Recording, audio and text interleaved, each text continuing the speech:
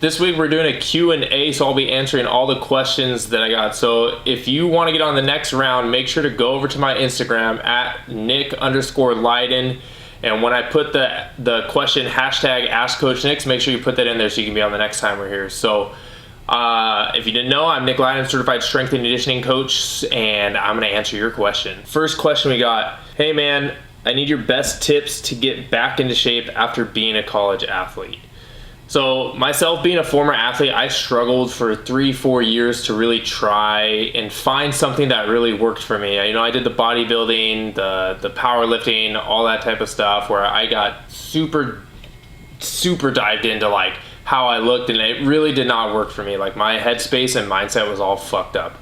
But it wasn't until like I really got back into trying to become more athletic where there was a purpose or a performance-based goal that was attached to my training that I really started to see some results. So that would be the first tip that I recommend, is get some sort of performance-based goal that you can use your training to help achieve, whether that's running a marathon. I would never do that, but it could be for you. Or it's, you know, like doing the trifecta on a Spartan race, Tough Mudder, or joining like your local rugby team. That's what I did. That's helped me a ton. Basketball, whatever. Something that you can go do that you're going to perform and that your training is going to help get you there. Now, when it comes to like actually training, it depends on really where you're at. But typically what we want to do is we want to introduce some low-level plyometrics like bouncing, skips, hops, things of that nature to build your tendons and muscles back up, and not just dive straight into like the super heavy plyometrics like a max effort broad jump, things like that. You've taken some time off, so now we need to like rebuild it back up with your tendon health. I'd also recommend adding in some isometrics to help build your joint stability and health there as well, and some general strength training, full body strength training, complex movements, large compound movements. I mean, that is going to be the foundation that I'd recommend for like your resistance training. And then I'd recommend either doing conditioning type work where you can do AMRAPs or EMOMs, like some of the CrossFit type stuff, but don't go super crazy on things that are like very heavy and have a high impact for you. You could do that, but what I'd ultimately recommend is that you get back out on the field and you start building your tolerance up for sprinting and running again. Honestly, that's going to be the best and quickest way that you can get back in shape, feel more athletic, lose fat, help build muscle. It's going to be the best thing for you. So I hope that helps. We're going to get into the second question now. Why is it hard for me to lose weight? I've tried a lot and nothing seems to help. Okay, so personally, like I mentioned before, like I struggled with this a lot in a different capacity, where I could lose weight really quickly and then I could gain it back just as fast. Like I would literally take 2-3 months, lose like 20-25 pounds, and then 4th of July weekend or something, I would gain like 30 back, right? So while I haven't had problems losing weight, I have struggled with the aspects around metabolism, and that could be what's going on. But typically there are a few things that we need to dial in first. Okay, before we can even be like, oh, it's your hormones or you know whatever, or it's your training. Like, you need to make sure that you're tracking your calories. And as much as people maybe don't want to do it, it is the surefire way to know exactly what's going in your body, where your metabolism's at, if you're basically like lying to yourself or not when it comes to like how much you're consuming. Because 9 times out of 10 people just aren't tracking the right way. And they're going to tell themselves like, oh, you know, I'm only eating 2,000 calories, and my Fit Watch, which doesn't really track calories that well, tells me I'm burning 800 calories. Like, why am I not losing weight? Well, you're probably actually eating more around 3,000 to 4,000, because we're not factoring in what you drink, what happens on the weekends or when you don't feel like it. So you're actually probably eating a lot more. So the first thing that you're going to want to do is track your calories consistently, and track your weight, so you can equate where your metabolic rate is. There's no lying in this. Like if I know exactly that I ate 2,000 calories over the past 7 days and I stayed the exact same weight from day 1 to day 7, I know my metabolic rate is at 2,000 calories. And then now what we can do is we can take a systemized approach to maybe drop the calories down 200 to 300, and then add in a little bit of exercise to create that deficit. That is going to be the first thing that I would recommend you to do, is to literally track your calories for the next 7 to 14 days so you know exactly where you're at, and then track your weight every single day.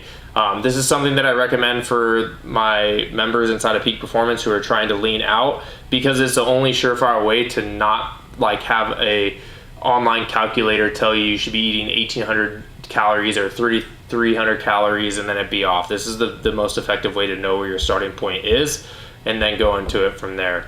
A little bonus tip: if you're someone who likes to eat more, you want to build some muscle, lose some fat, what I teach inside of the Peak Performance program is the athletic approach to actually losing weight and getting better. And it's a simple method, EMEM, which stands for Eat More, Exercise More, but there's some specifics around it. If you want to know more, just comment below and I can answer those, or next time. So question 3. So can I join your program even though I'll be traveling for 3 to 6 months with limited equipment? My initial answer is no, because the Peak Performance program, it really requires a certain type of individual who's like ready to stop making excuses, like actually really elevate their game and really elevate their training. It isn't for someone who is gonna like have a lot of inconsistency with themselves, make excuses, those different types of things. Unless you're a certain type of individual and you're traveling and you are willing to make the substitutions and do the work, like I'm totally for that, because inside like our program, we have coaching calls. You're able to contact me. I can provide support, but in general, I would say it's probably not the best fit for you right now, because it is for people who are really trying to take it to the next level. How do you overcome plateaus after lifting for 3 years? This is an awesome question, and literally one of our newest members, this is exactly what he was going through. So he'd been lifting for, I think it was 3.5 years, doing like Olympic lifting and powerlifting type training. He just wasn't really getting much stronger and was ready to be like more athletic and develop that. The biggest thing that I would say, and what we're gonna implement for him through his training and his programs, is that most people see plateaus because at a certain point they have gotten so far with just simply like going in and doing some sort of work, like lifting some weights or, you know, doing some sort of cardio or whatever, but there's no real like scientific kind of principles supporting that. You know, they're touching on them here and there, but there's not the consistency with it. So for the most part, what you're going to need to do is make sure that you are progressively overloading your weights if your goal is strength. Okay, so that means there is an increase in either your intensity, the total volume, the frequency which you go at, and it needs to progress over time. So many people, they just lack the intensity. Literally, I was talking with a comment on someone on Facebook the other day, and they have been doing the same workout for their legs for the past 10 years and they haven't seen any progress. And it's because they literally are staying at the same weight over and over and over and over and over and never pushing themselves. Now, if that's not you, right, that's like me, I was plateaued for a little bit. If that's not you, then this is what might be going on. So there's a thing called law of diminishing returns, right? So as you are, say strength is the goal, as you are beginning, you are getting exponentially greater results at the beginning than what you are when you're starting to kind of top out that potential. So in the beginning, say you're squatting 100 pounds, the first 6 months you may double, even almost triple that, right? Like you're gonna see huge jumps. Then as you start to take that little bit more, now you're trying to go from 200 to 250. It's gonna take you maybe that same amount of time that it took you to get twice the results before. Then as you go further, it's gonna take you twice as long to get half that results and twice as long to get even half there. That's the law of diminishing returns. And that typically is what happens on normal, like traditional strength training programs with linear periodization. You see results and then it starts to dwindle off with it. So one thing, and this is kind of why we do what we do inside of the peak performance program, is, and this is what I struggle with, is that I would do strength and then that would be it. But there are other factors to improve, right? Especially if you're an athlete, and I'm assuming that you are, if this is what you are, messaging me on. There's strength, power, there's your speed, velocity, there's mobility, coordination, technique, condition. There's all these different aspects. And what it really comes down to in terms of like numbers in the weight room is strength, power, speed, right? So force times velocity. And a lot of times you've spent so much time on the maximal force production over here that you don't even factor in the velocity component that actually adds to your power. So a lot of times when we actually change an athlete's focus from strength to say more power or even velocity and adding things in like sprints in for them, they'll come back and actually be stronger in their deadlift or squat, not having even touched a heavy weight in say 2-3 months or something like that. So it's because it's working different factors, like it's working your fast twitch muscle fibers, your rate of force development, it's working all the other components that you normally aren't getting. So when you get back to working on strength, you have all of that extra support and things that you've built, and then your strength shoots up more. So that could be what's going on.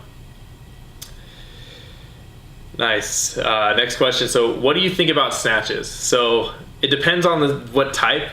Personally, I'm not a huge fan of the barbell full clean snatch. I think they're pretty much pointless, as they, unless you're like a CrossFitter, you do it in your sport and you're judged on it, like great, go for it. But if you're like a field sport athlete, court, like literally any other type of athlete, like MMA, whatever, like I just don't think it's the greatest exercise to get what its intended purpose is for. So for example, you think of a snatch as like, this is a power development movement, right? Like that's what we're trying to get. But when you break down all the things that have to happen inside of a snatch, you have to have like freaking perfect technique. There's so much coordination, so much stability in the ankles, hips, knees, thoracic spine, shoulders. Like there's so many other factors, and then you get to like power, right? Like, and then there's like your actual power output. But unless you have the stability, technique, motor control, like all those things perfectly in place, then you're going to be able to tap into that power development. So for the barbell stuff, I'm not a super big fan of. If anything, I think like if you really love those and you want to keep doing them, I think like a hang muscle snatch would be a little bit better, or a hang snatch, a hang power snatch would be better. But honestly, I think probably like the best one that you could do of the snatch variation would be like a single arm dumbbell snatch. You're getting a little bit of the like oblique sling, the fascial oblique sling with that a little bit, and the power development is less limited because it's a simpler exercise with more stability that you can generate from the legs. So I think that's basically what I think about a snatch. I think there are better exercises to develop lower body power. I think there are better exercises to develop full body coordination, stability, and things of that nature, but they can be good and useful in certain circumstances for certain athletes. And we have them inside the program, but they're very limited. So the next question, how do you train for strength and power while maintaining endurance like a mile or two? So if this is going to be like a marathon runner or something, then it would be a lot harder, but you just got to train for strength and power, right? So I don't know what you're currently doing, but like, so strength, like if we break down like the sets and reps power continuum, right? It's going to be anywhere from 3 to 5 reps, all the way from like 3 to 8, all the way maybe up into 10 for strength. It's just kind of on a continuum and on a scale, right? And then we think of power, it's 3 to 5 reps, anywhere from 1 to 3 reps, super high intensity, right? So, and then there's power in terms of like plyometrics and things like that, hopefully that you're doing. That's all great. That's all fine. I would stick to that stuff, and then let your, like, people think that if you train for endurance, like, your power is gonna like substantially decrease and you're not gonna get a lot out of it. To a degree, but you have to be like doing a crazy amount of like that endurance training for it actually to really negatively impact you. There's more and more research coming out to showing like how cardio and implementing some of the low steady state cardio stuff isn't actually as detrimental as it was maybe previously thought. So for me, I would keep my training in the gym, strength and power, and then I would just let my conditioning work do like work for itself. And when I mean conditioning work, like if you're gonna go for a longer run, and if it's only a mile or two, like maybe once every week or two you do a long run that's a mile or 2 miles, but then your other conditioning throughout the week, you're basically cycling intensities. So you're gonna get a shorter duration, but your intensity is going to be way higher, and then you're going to go low intensity and jog it out. So I mean, there's plenty of research that show high intensity interval training has a huge correlation to your aerobic capacity and your like VO2 max.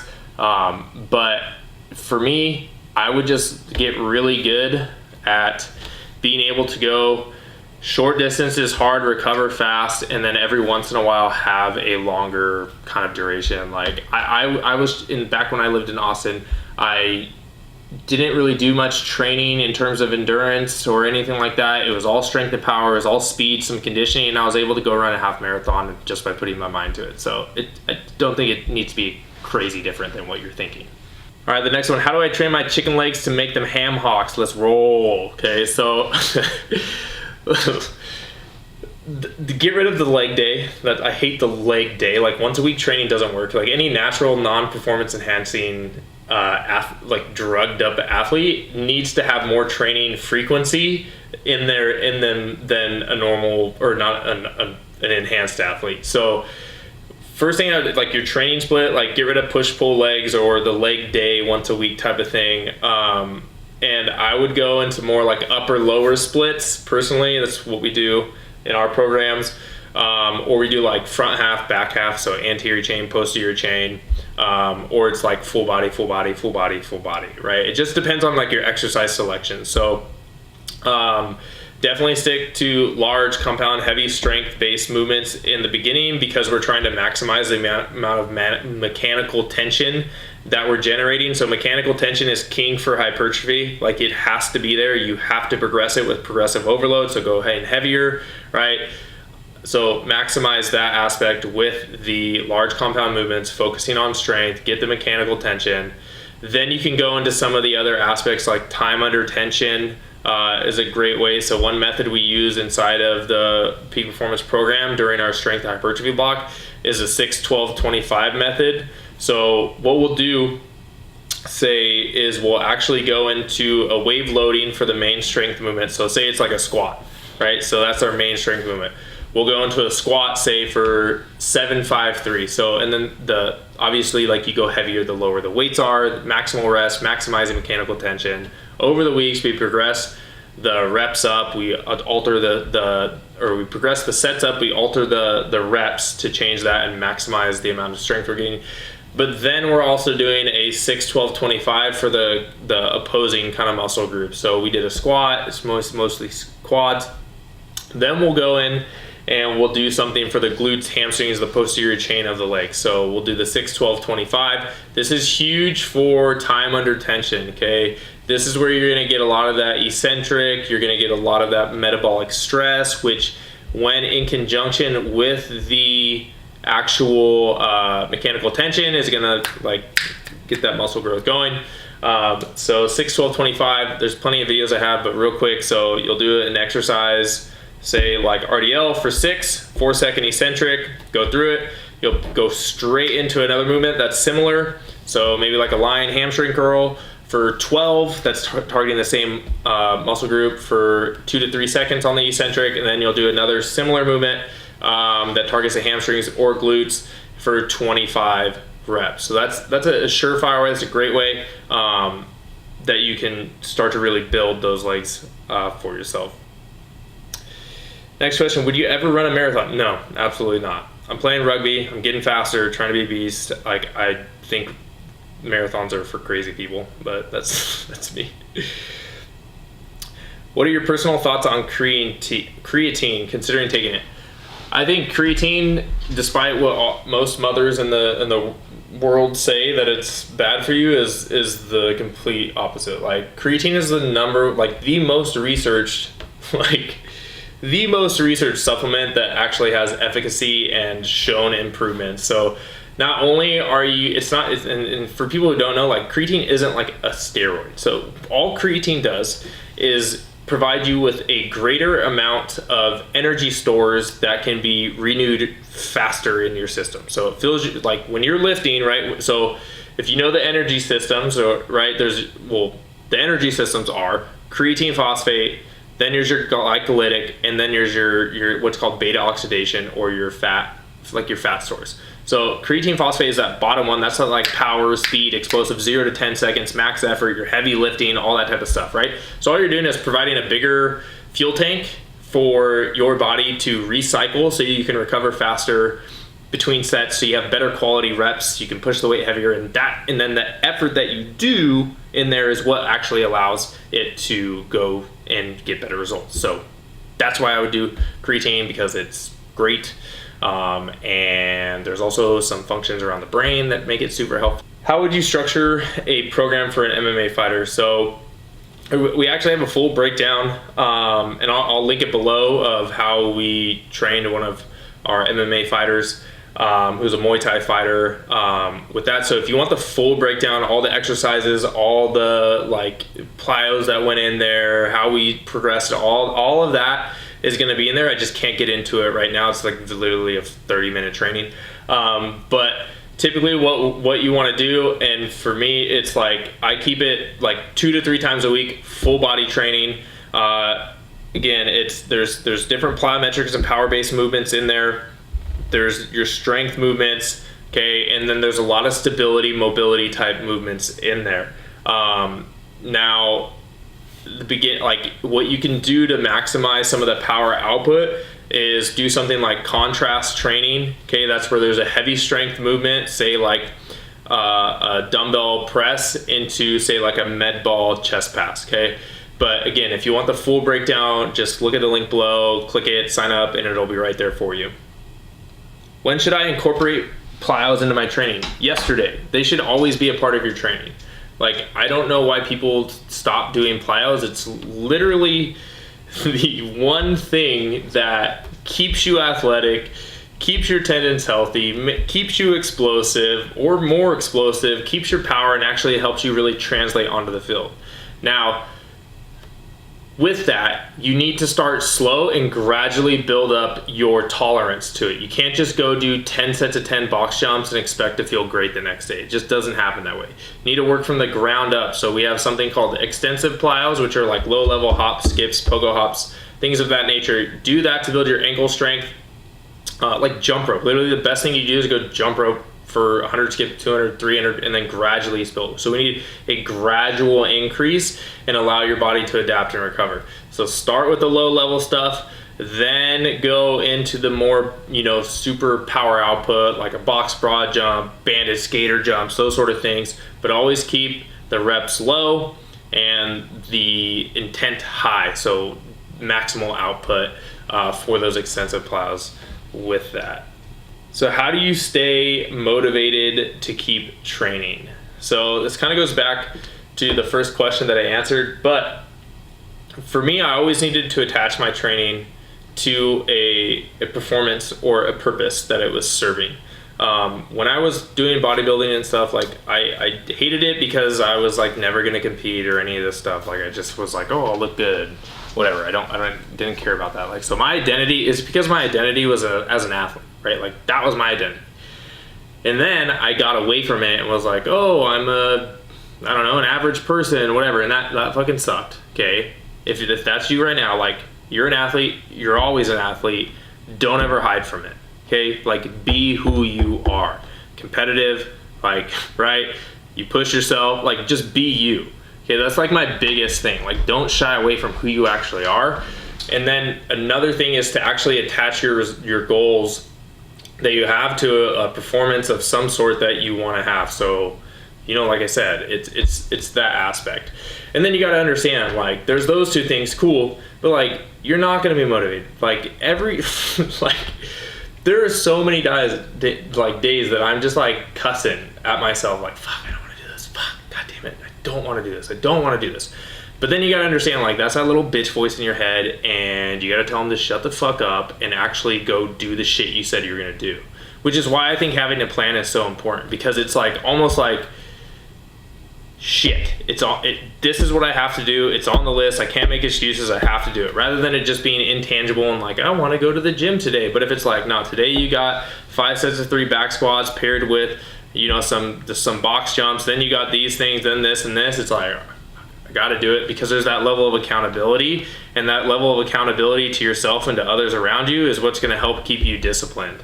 And that's honestly how it works. So I hope you found this valuable and you got a lot of good answers out of this, learned a little bit more about me. So make sure if you did, you like, subscribe, and put your questions and comments below that you want me to ask next time. And make sure to go follow my Instagram at Nick_Leyden to get your personal questions answered and put them in when we go through and do this again next time. And I will see you in the next video. And as always, train hard.